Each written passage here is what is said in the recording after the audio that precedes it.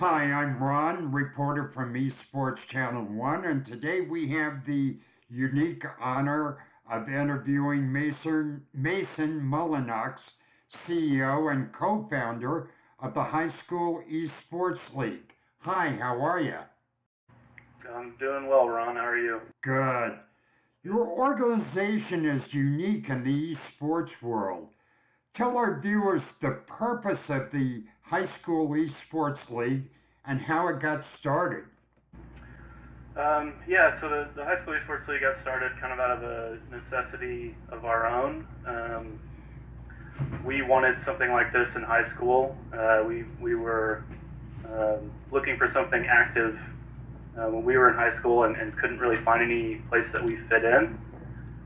So that's kind of how the idea started. We're unique, I guess, in the sense that we're specific to high schools.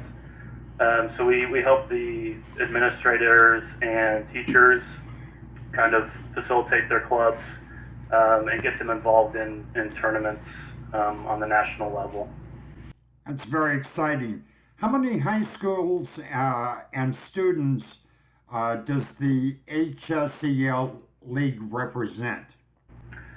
Yeah, so actually just yesterday we hit 1,000 schools registered, and we're up to about 20,000 user accounts on the platform. Congratulations. Yeah, thank you. Please share with us how big a job is it for the High School Esports League to set the rules, maintain national and regional high school rankings, and sanction all high school esports matches around the country? It's quite a bit of work. Yeah, it's kind of never ending. But a lot of it was just getting everything set up in the beginning. That was most of the work, and then now it's just kind of maintaining all of that and kind of presenting a best-in-class solution for esports at the high school level. How do you think the High School Esports League has helped high schools across the country meet the needs of their students on a social and educational basis?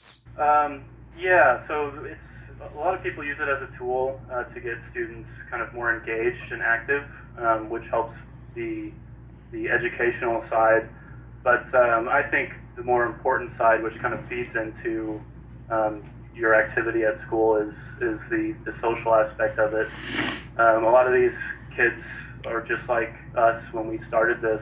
We didn't have a place that we really fit in. So we get a lot of messages saying, thank you for creating something like this. I've seen my students kind of come out of their shell. They're doing a 180. They're doing better in school. So that's really rewarding. Share with us about your varsity esports program at the HSEL. Yeah, so Varsity Esports is really just kind of the software that we use. We built that from the ground up. That also came as a necessity. We needed some way to manage the clubs and give the teachers administrative control over their clubs, so they can set rosters and bench somebody if they're performing poorly or do something that's against the rules, either within the HSEL or within their specific club. So that's really the function of Varsity Esports. So you actually see esports as a varsity sports in high school? Oh, yes, yeah. So we have a few schools that are doing that, where you can actually letter as a varsity activity. But yeah, that's the main goal is to get every program up to that level. How do you go about reaching out to high schools and helping high schools establishing esports teams? We have a number of different resources. We market on Facebook. A lot of it's word of mouth. So if somebody's interested, we'll onboard them. We'll give them a bunch of resources like infographics, and there's a bunch of resources on our website as well, just kind of laying out what we do and who we are. So that's really the first point that we send them to. And if there's more interest and they decide to make a team, we'll try to do a one-on-one to get them on the platform and set up and ready to go. How do you see the High School Esports League helping students with their current and future overall academic goals? Yeah, so we have a GPA requirement. We kind of leave all of that up to the individual clubs themselves if they want to raise that or add in like an attendance goal that they have to reach to be able to play. But ours, I believe, is just a passing grade, so that varies from school to school. That's, I think, 2.0 or 2.5. So it's just a really good motivator for the kids.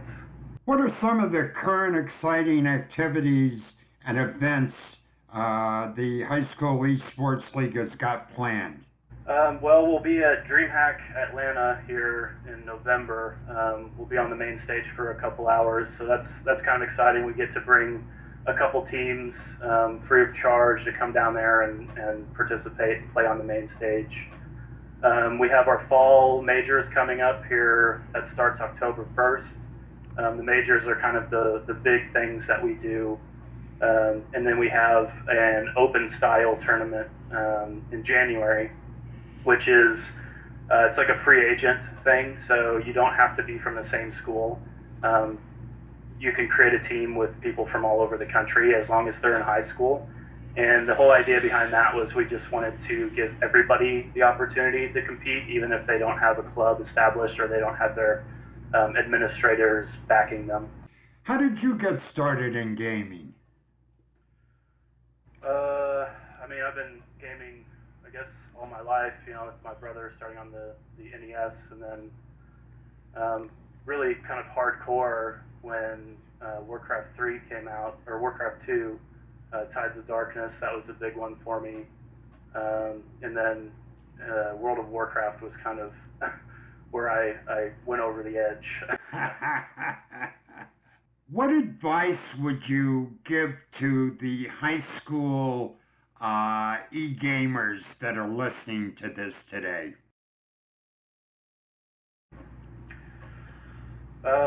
Just keep doing what you're doing. I mean, it's a great opportunity for you.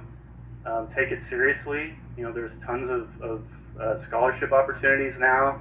Not just through us, but through a ton of colleges, and it's just gonna keep growing. So keep going, and the industry, there's tons of career opportunities out there as well. So just keep it up. Where do you see esports gaming in 3 to 5 years? Well, hopefully we see it in every school in the country. Hopefully more than just the country. We want everybody across the world to have this opportunity, and that's something that's in our 3 to 5 year goal, as well as expanding outside the United States. We want varsity programs, obviously, in every school, and we want everybody to take it seriously. Any comments to the principals, administrators, or coaches? I would recommend that they do a little bit of research, probably more than just a little bit, to really understand that you're meeting the needs of these disenfranchised kids. They need a place too, and the opportunities are there. It's really kind of a unique thing, and you want to be on the cutting edge. So do a little research if you're hesitant. Any final comments? Nope.